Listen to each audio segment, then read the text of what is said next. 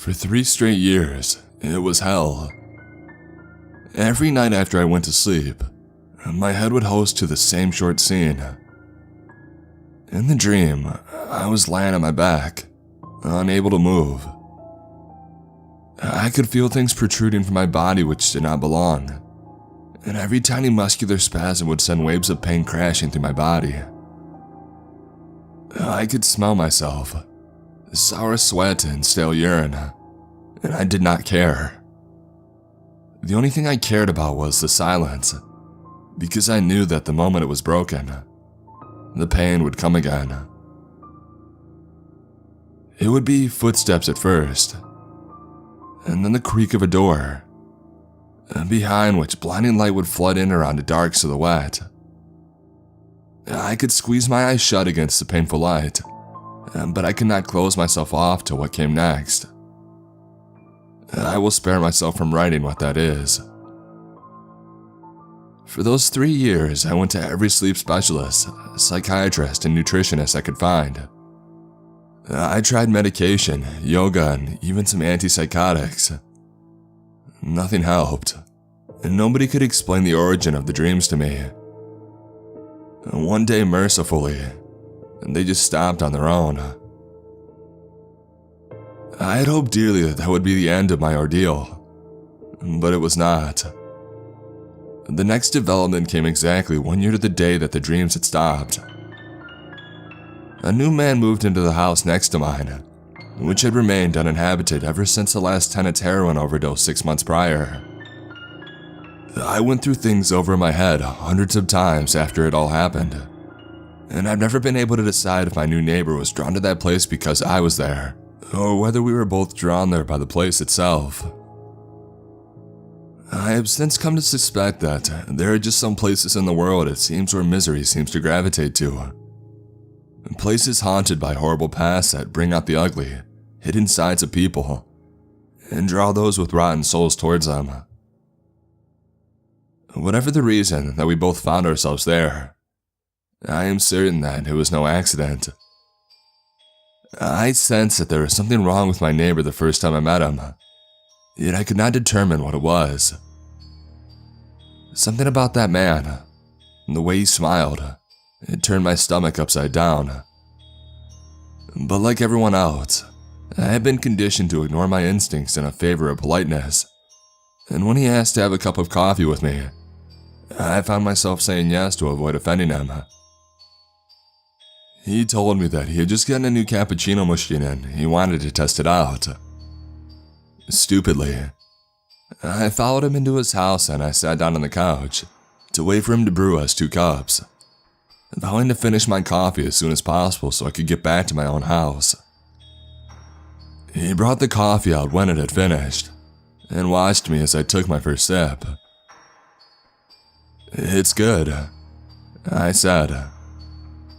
He didn't say anything in response, and just nodded and smiled while sipping his coffee. The drug must have hit quickly, because everything after that was a blur, right up until I woke up on my back. It was the noise that woke me, a sliding, grinding metal sound. I realized quickly that I was lying on a bed, and that my wrists and ankles had been tied. My head was swimming, and my muscles had all turned to rubber. I mustered up every ounce of strength left in my body to raise my head an inch to see where the sound was coming from. My new neighbor was sliding a large knife across a sharpener, 2 metal rods that protruded in a V shape from a black stone base. He must have heard the bed creak, because he turned to face me. He was smiling now, and his grin was full of the ugliness he must have tried so hard to keep from it before. "You're awake," he said. His voice was calm and even. Absurdly, his detached tone made me think of a surgeon about to perform an operation. He took the knife from the sharpener and began to approach me, and as he did, so my body jerked taut as if electrified, and my mind was flooded with pictures and sensations, an insensate jumble of memories that underscored one terrible realization. I had been in this situation before, and I had died. I desperately strained to free my hands from the ropes that held them, but it felt like my arms weighed 1,000 pounds each. He slowed as he approached, and his grin grew wider. His eyes were lit with an insane gleam. He brought the knife down, and I felt it pierce my stomach like a blade of white-hot fire. My nerves screamed along with me, but my limbs still refused to cooperate. The world faded into darkness, and I died. I jerked awake in bed, and my sweat-soaked clothes clung to my clammy skin, and my breath whistled through my tight chest and throat.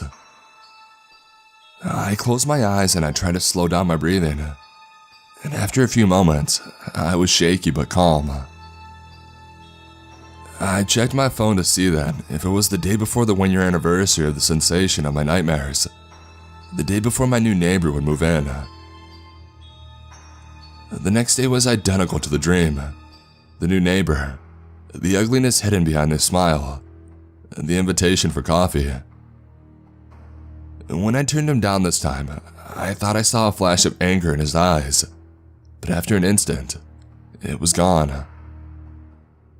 I returned to my house and I locked the deadbolt behind me. Then I sat for a long time, trying to decide what to do. I knew that I couldn't call the police over a dream, but deep down I was certain that what I had witnessed had been reality. I didn't know what to make of the previous dreams yet, as they had been so different, but I knew that I had to find out. For weeks I waited, listening at the wall, noting the times that he left for work and the times that he returned, learning his schedule bit by bit. I even found out that he kept his spare key under a potted plant on his porch. Finally, one day when I was sure he would be gone, I broke into his house. I wasn't sure what I was looking for, but I was sure that if he found me, I wanted to be prepared. I grabbed the only things in my house that could pass for decent weapons, the biggest knife in my kitchen, and a rusty old hammer I found in my laundry room cupboard. With the knife in hand and the hammer tucked in a belt loop, I stalked around his house, searching for something that instinct said was there, hoping that whenever I saw it, I would know what it was. I found what I was looking for in the bedroom closet. The closet door, unlike any of the other doors, had been secured with a padlock. The hammer I brought couldn't break the lock, but I broke off the flimsy metal loops that the lock was joined around. At the bottom of the closet, beneath the hanging clothes, there was an old leather-bound trunk, again sealed with a padlock. The lock took quite a few more strikes from the hammer, and by the time it finally yielded, my arm was burning with exhaustion, and my forehead was beaded with sweat. Slowly, I lifted the lid to the trunk. The hinges creaked, and my nostrils filled with the scent of old dust. Inside the trunk was a leather-bound book. For some reason, my hands were shaking as I reached for it. I opened the front cover and the breath shot from my lungs in a hiss. The album was full of pictures of the dead and dying, in every state of physical torture imaginable, and many that go beyond imagination's grasp. The bile steadily rose in the back of my throat as I thumbed through the pages, the growing certainty of what I would find at the end twisting my insides into tight little knots. On the last page was me, rather the person I had been in my dreams. My body was strapped to a bed and pierced through by rusty hooks and sickles. My eyes were glazed with death. My head exploded with pain, and memories surged through my mind in a crushing, unstoppable tide. I remembered the dreams, my death, and for the very first time, the light that had come before them. The memories swirled and crashed, breaking into pieces and joining each other, in grotesque juxtapositions of the everyday life and gruesome death. Suddenly they stopped, and my exhausted body slumped against the floor of the closet. My throat was raw. Perhaps I had been screaming. I tried to move, but my body was weak and drained. and then I heard the sound of the front door opening and closing. "Who's there?" my neighbor's voice called out. I said nothing, only clenching the knife as tightly as my feeble grip would allow. Slowly, his footsteps grew louder, closer. He stepped into the doorway of the bedroom, and his mouth fell open in shock. His eyes flickered to the knife in my palm, and he began to slowly back away, never taking his gaze away from the knife. Something absurd happened then. I grew angry. Here was a man who had held me at his mercy and tortured me to death, retreating because I had the means to defend myself. My heart pounded, and my ears filled with a high-pitched ringing. With great effort, I pushed myself to my feet and I began to shamble towards him. He backed further and further away, but with every step I took towards him, I could feel my anger growing, and with it my strength. I felt stronger than I have ever had before, as if some other power was surging through my veins, imbuing me with its focused rage and anger. I felt like more than one person. I felt like an angry crowd that was shouting for blood. My neighbor turned and ran, but he didn't even make it to the front door. I lost count of how many times I stabbed him. All I know is that when I was done, I had no strength left in my body at all, and I collapsed into blissful unconsciousness. I was in the hospital for a week and a half. Though I was not technically in a coma, nothing the doctors did could rouse me until the 7th day, when I spontaneously opened my eyes. The police questioned me, but ultimately the DA decided not to press any charges against me. After all, I just helped to close the book on dozens of open murder cases. I still cannot totally explain what had happened. I think that the dreams were a form of warning.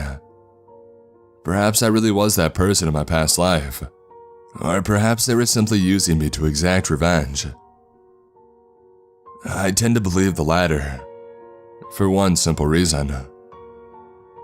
Before I left the hospital, the lead investigator in the case confided a strange coincidence in me. The medical examiner counted 37 stab wounds in his body, and the police counted 37 different victims in the photo album.